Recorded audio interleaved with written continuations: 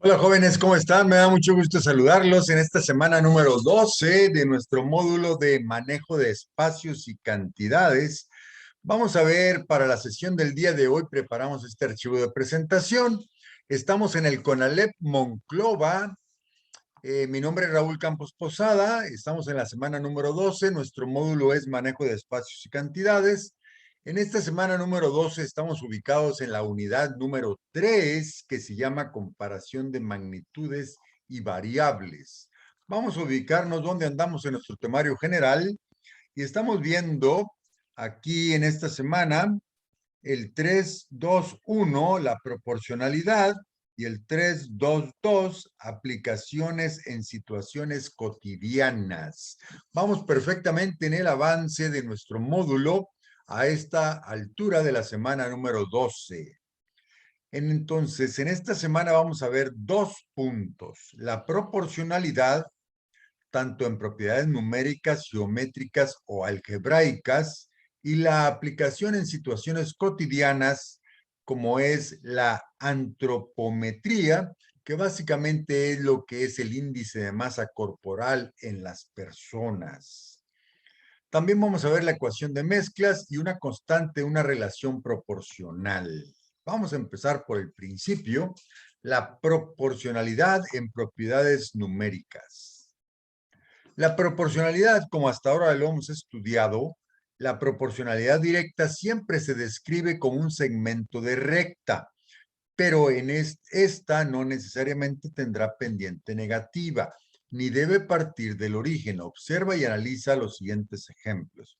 Aquí estamos viendo una línea de proporcionalidad donde vemos la relación de gasolina con los kilómetros, y vemos que entre más gasolina se consume, pues más kilómetros va avanzando.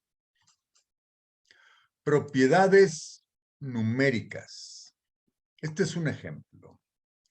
Juan completó el maratón de la Ciudad de México, recorrió 42 kilómetros con 195 metros, y para mantenerse hidratado, en cada trayecto de 5 kilómetros, bebía 100 mililitros de agua para mantener su energía. Cada 5 kilómetros mantenía 100 mililitros de agua. Determina cuánta agua tomó durante su recorrido si su primer toma de agua, su primera ingesta, la realizó en el kilómetro 35. De ahí en adelante lo ejecutó de manera constante. Cada toma de agua la realizaba cada 5 kilómetros. Aquí es importante hacer notar que cuando uno sale de la meta, tiene cuántos kilómetros le faltan. Entonces, cuando uno sale de la meta, es el kilómetro 42. Vamos avanzando y encontramos el kilómetro 35. Avanzamos más y es el kilómetro 30. Es la cantidad de kilómetros que nos faltan para llegar a la meta, al grado de cuando vamos llegando a la meta, vamos a encontrar el kilómetro 1, y cuando cruzamos la meta es el kilómetro 0. Considera que el punto de partida es 42.95 kilómetros y la meta representa el kilómetro 0. O sea, van viendo los kilómetros que les está faltando de carrera. Antes de plantear una relación numérica, se presenta una tabla y una gráfica que describe cuánta agua bebió durante ese trayecto. Dice aquí: al observar la gráfica, se observa que la recta tiene una pendiente negativa. Veamos esta pendiente negativa. Ocurre así porque en este caso el eje Y, o sea, este de aquí, indica los kilómetros que faltan por recorrer, de tal modo que en su última ingesta de agua ya habrá completado la distancia. Entonces, aquí empezó, no había tomado nada de agua y estaba ubicado en el kilómetro 42. Empieza a recorrer, no ha tomado nada de agua y cuando está llegando al kilómetro que le faltan 35 kilómetros, toma sus primeros 100 mililitros de agua. Cuando recorre 5 más, toma su segunda toma de agua. Cuando recorre 5 más, toma su tercer toma de agua, hasta cuando llega a la meta, toma su octava toma de agua. Por lo tanto, la distancia por recorrer a los 35 tomó la primera, cuando le faltaban 15, ya llevaba 5 tomas, que este 15 con 500 representa 15, de aquí, 15 con 500 representa este punto que está aquí, 15 con 500. Y cuando llega a la meta, ya tomó 8 tomas de agua. Dicha función se puede describir con la regla de correspondencia. La distancia que nos falta son 40 kilómetros menos 5x. ¿Por qué 5x? Porque 5 son los kilómetros que está avanzando y x es la cantidad de número de tomas de agua, número de veces que ha ingerido agua y la distancia que le falta por recorrer. Reflexiona, ¿por qué la recta se describe con una expresión 40 menos 5x y no como 42.95 menos 5x? Finalmente, es la constante de proporcionalidad en esta relación. ¿Cuál es la constante de proporcionalidad en esta relación? Esta se puede calcular determinando la pendiente de la recta usando la expresión m y2 menos y1, x2 menos x1. Así, al tomar 2 puntos arbitrarios sobre la recta, por ejemplo, 2.30 y 3.25, vamos a ver cuáles son los 2 puntos. 2.30 es este punto y 3.25 es este punto. Está tomando estos 2 puntos para hacer el ejemplo. Y aquí está. Por ejemplo, 2.30 y 3.25 se tendría que hacer, de acuerdo a esta fórmula que tenemos aquí, y2 menos y1, x2 menos x1.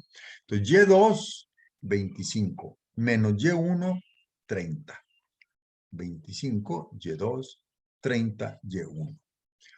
x2, 3, menos x1, 2. Por lo tanto, es 25 menos 30 menos 5 y 3 menos 2, 1, que es un menos 5, lo cual implica que m es igual a menos 5. Bajo este contexto que se presenta es correcto el signo negativo. Además, coincide con la orientación de la gráfica que está de manera descendente. Una posible interpretación de esta situación es decir que cada vez que le faltan 5 kilómetros menos, Juan beberá 100 mililitros de agua y seguirá así hasta llegar a su meta. Nota que en este tipo de análisis la trascendencia radica también en observar cómo cambia una variable con respecto a la otra, más allá de únicamente determinar la constante de proporción. Ahora analizaremos de manera gráfica una relación de proporcionalidad inversa. María contrató un salón de eventos para celebrar junto a sus 35 compañeros la conclusión o terminación de sus estudios en el CONALEP. El costo por los servicios es de 14,400 pesos. De manera independiente, así todos sus compañeros asistan o no. Pues eso es lo que le cobran por el salón, cuantas personas vayan. María, además, desea contratar un autobús para que todos puedan realizar una excursión a las playas de Oaxaca. La renta del camión completo y un conductor responsable tiene un costo de 28,000 pesos.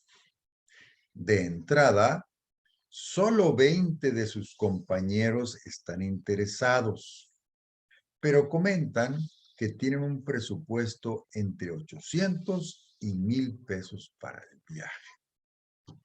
La pregunta es, ¿cuántas personas más necesitan para ajustarse a este presupuesto?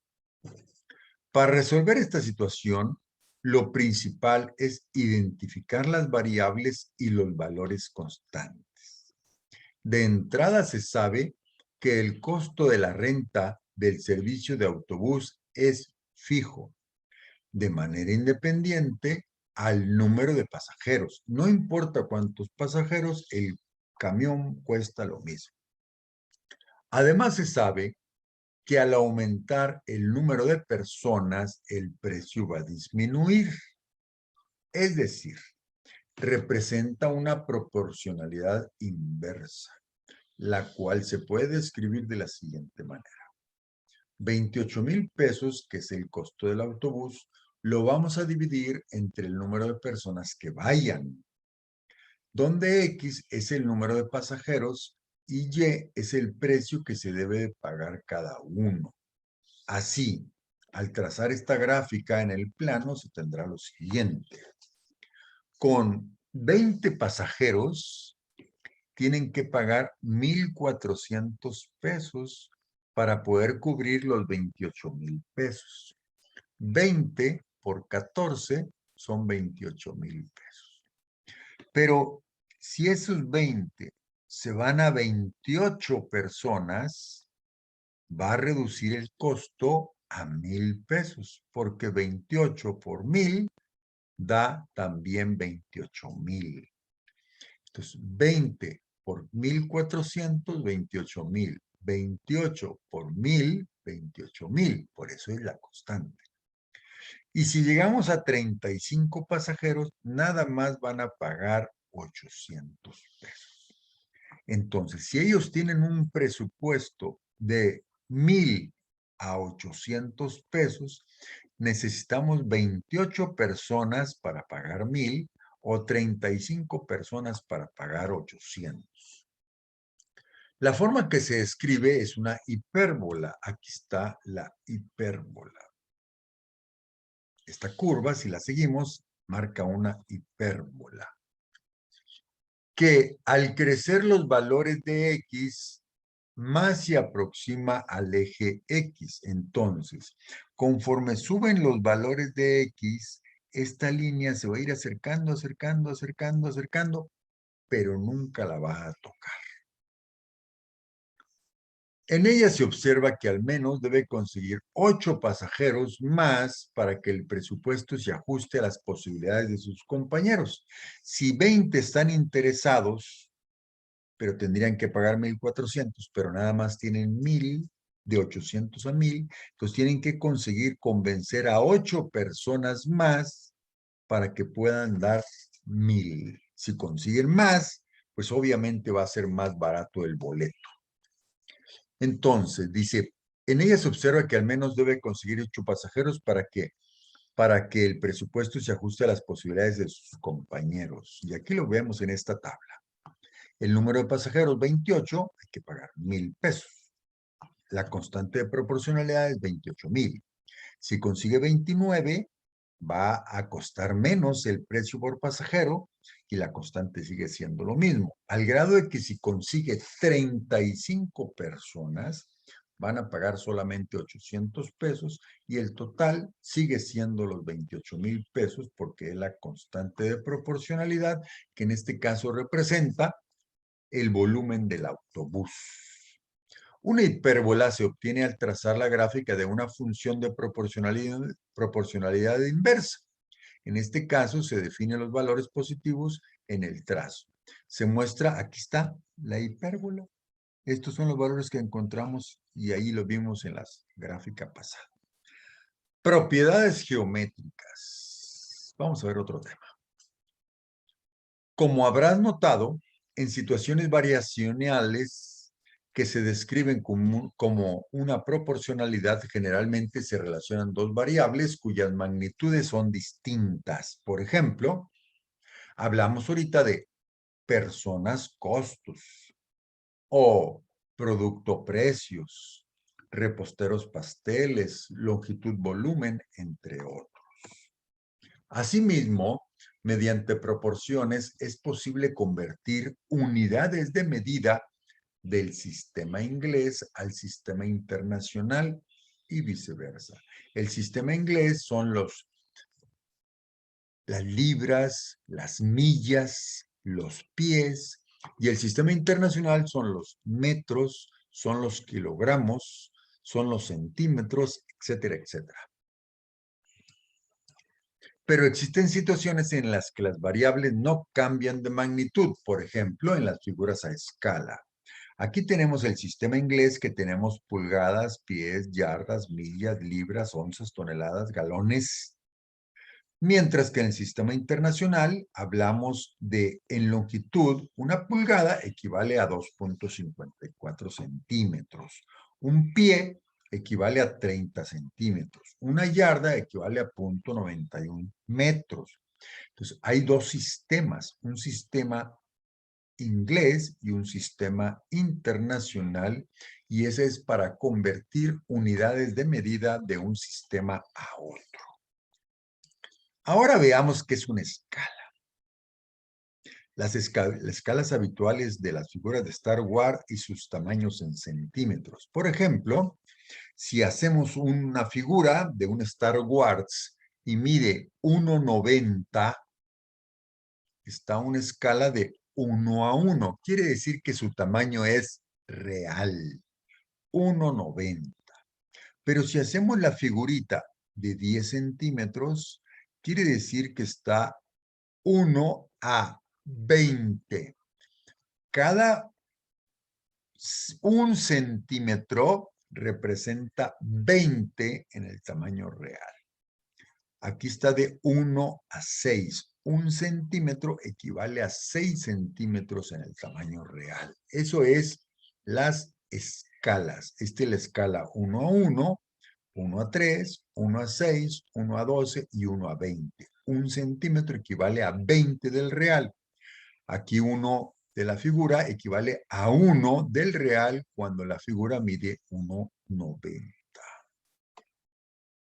Seguramente en una tienda de fotografía o impresiones has encontrado un conjunto de imágenes similares a esta. Ves una foto chiquita, una más grande y otra más grande, pero se ven iguales, más que la diferencia es el tamaño, en la cual se representan los tamaños de impresión para aumento o reducción de la fotografía. Pero ¿cómo se obtienen las medidas de la nueva fotografía tomando en base a la original? Para determinarlo se puede lograr usando los porcentajes o las escalas. Las escalas también las puedes encontrar en los mapas. La medida de 200 kilómetros representa la escala. Aquí está Madrid. La medida de Madrid a Coruña la podemos medir en esta línea, y puede ser que aquí cada centímetro sean 200 kilómetros. Madrid a Bilbao obviamente es más cerca. Madrid a Zaragoza es más cerca todavía. Dice aquí, la medida de 200 kilómetros a escala o en la graduación de microscopios, algunos logran aumentos de 1200 con respecto a su tamaño real. Aquí estamos viendo un mapa de cantidades enormes de kilómetros en un dibujo pequeño. Pero puede ser que en un microscopio veamos cosas relativamente cerca, pero están en la realidad súper mega chiquititos. Por eso, a veces la escala es de este dibujo a cosas muy grandes, o de cosas muy grandes a cosas muy pequeñas, como estamos viendo en un microscopio. En cualquiera de los casos, la imagen se observa mediante una figura original y la medida de lo posible evita cualquier deformación. Representación gráfica. Existe una relación numérica entre el tamaño original y las representaciones que se derivan. Esta relación es precisamente la escala, la cual se obtiene al realizar el cociente entre la longitud de un segmento respecto a su situación de la longitud real. Aquí está. La escala es la distancia en la representación de la gráfica sobre su distancia real. Vamos a ver aquí. Escalas numéricas. Las escalas numéricas las podemos encontrar representadas como una razón. Es decir, si observas 1 a 200, podría corresponder que 1 centímetro en el dibujo es equivalente a 200 centímetros en la vida real. 1 centímetros es a 200 centímetros. 1 metro es a 200 metros. O bien, 1 kilómetro equivale a 200 kilómetros. Aquí estamos viendo desde 1 a 100,000. 1 centímetro en un mapa equivale a 100,000 centímetros en la realidad. ¿Cuántas escalas se podrían establecer? La clasificación de las escalas. Escalas de ampliación naturales que no están ni para hacerlas más grandes ni más chicas, y escalas de reducción. Entonces, una reduce, otra amplía y otra es fiel a la realidad. Aquí están las escalas de ampliación. Se usan para representar objetos muy pequeños en los cuales se desea ser más preciso en los detalles pequeños. Por ejemplo, para armar un avión a escala. La escala natural, aquí estamos viendo un dibujo y lo hacen del mismo tamaño. Otro dibujo y lo hacen del mismo tamaño. Y cuando él es del mismo tamaño, es una escala natural. ¿Qué es una escala de reducción? Si yo tengo edificios muy grandes y los hago chiquitos, esta es una escala de reducción. Edificios muy grandes en un dibujo pequeño. Aplicaciones en las situaciones cotidianas. En alguna ocasión que hayas visitado a un médico o a un nutriólogo, has visto esa tabla que relaciona el peso y la masa corporal. ¿Para qué se utiliza y cómo se interpreta? Una forma de medir la composición corporal de las personas es mediante un método de estudio no invasivo que brinda información acerca de los niveles de masa y grasa en el cuerpo. Y eso se llama índice de masa corporal, IMC. ¿Y cómo se calcula? El índice de masa corporal se calcula con el peso en kilos dividido entre la altura en metros al cuadrado. Entonces se genera una tabla de si estás en bajo peso, normal, sobrepeso, obesidad u obesidad extrema. El procedimiento antropométrico, o sea, se refiere a las personas, no hay animales, ni hay cosas, ni objetos, solamente a las personas. Antropo significa personas. Métrico es medir personas, es decir, peso y estatura, ya que forman parte de este procedimiento para calcular la masa corporal. Se realiza un cociente entre el peso en kilogramos y la estatura al cuadrado en metros. En términos matemáticos, el índice de masa corporal es peso entre altura al cuadrado. Así, si una persona tiene una estatura de 1,72 y un peso de 80 kilogramos, su índice de masa corporal será 80 entre 172 al cuadrado, que, retomando la tabla anterior, el índice de masa corporal está en intervalo de 25 a 29, y aquí tenemos los intervalos. Bajo peso, abajo de 18, índice de masa corporal. El normal está entre el 18 y 25. En este ejemplo, nos da un índice de masa corporal de 27, que estaría ubicado aquí. entre 25 y 29, el 27, y esa persona está en sobrepeso. Pasamos a otro tema, ecuación de mezclas. Como sabes, la materia, todo aquello que nos rodea, tiene masa y ocupa un lugar en el espacio. La materia posee propiedades generales como volumen y temperatura. Se dice que una sustancia es pura cuando sus propiedades y características se mantienen estables y homogéneas, por ejemplo, los elementos químicos. Una sustancia es compuesta cuando se presenta como combinación de dos o más elementos. Por ejemplo, el agua, en la cual por cada molécula de agua existen dos átomos de hidrógeno y uno de oxígeno. Por eso la fórmula es hidrógeno 2, oxígeno. Asimismo, la materia también se clasifica en dos tipos de mezclas, homogéneas y heterogéneas, que se forman por la combinación de dos o más elementos. La tabla presenta una breve descripción de ellas. ¿Qué es homogénea? Homogénea es que quedó igualita. Heterogénea es que se distinguen las dos masas. Mezcla homogénea, presenta un aspecto uniforme y al observarla no es posible identificar sus componentes. Por ejemplo, agua con alcohol o agua con azúcar. El azúcar se disuelve en el agua. Mezclas heterogéneas. Estas sí se distinguen los dos componentes. No presenta un aspecto uniforme y al observarla de manera directa o con ayuda de algún instrumento es posible identificar los componentes. Por ejemplo, acerrín con arena o agua con aceite.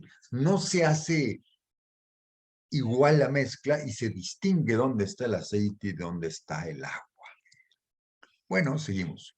Por otra parte, existen también las disoluciones. Una disolución es una mezcla homogénea y uniforme que se forma de dos o más sustancias puras.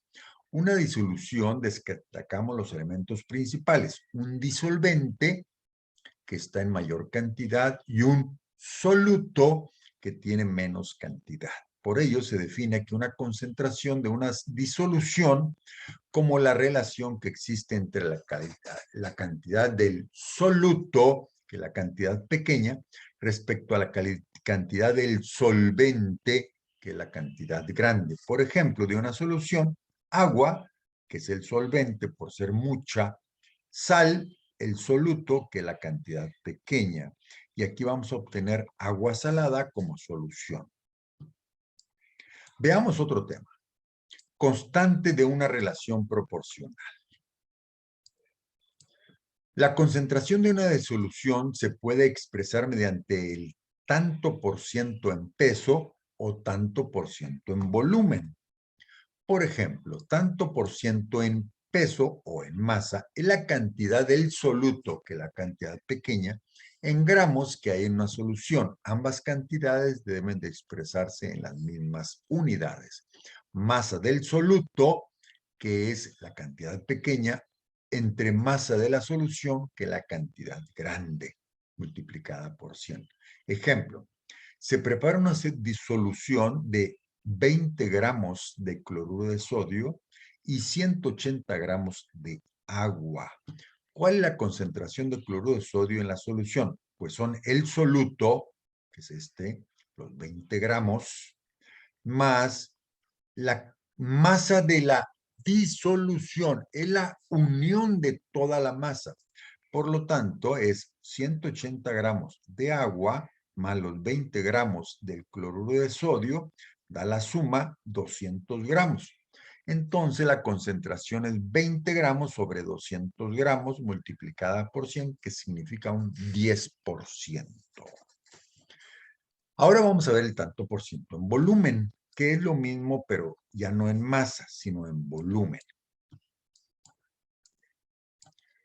Es la cantidad relativa de unidades de volumen del soluto entre la de volumen de la solución. Ejemplo, se disuelven 40 mililitros de alcohol en agua para formar una cantidad total de 200 mililitros de disolución.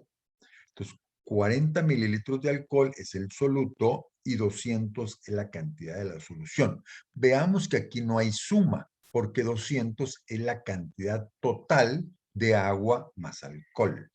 Si dividimos 40 entre 200 y lo multiplicamos por 100, serían 20%. Como pudiste haber notado, las relaciones de las variables se presentan de diversos contextos. Y llegamos, mis queridos jóvenes, a la actividad semanal número 12. Expresa en forma coloquial y escrita fenómenos de proporcionalidad directa en tu vida cotidiana con base en prácticas como comparar, equivaler, medir, construir unidades de medida, entre otras. Vuelvo a leerla.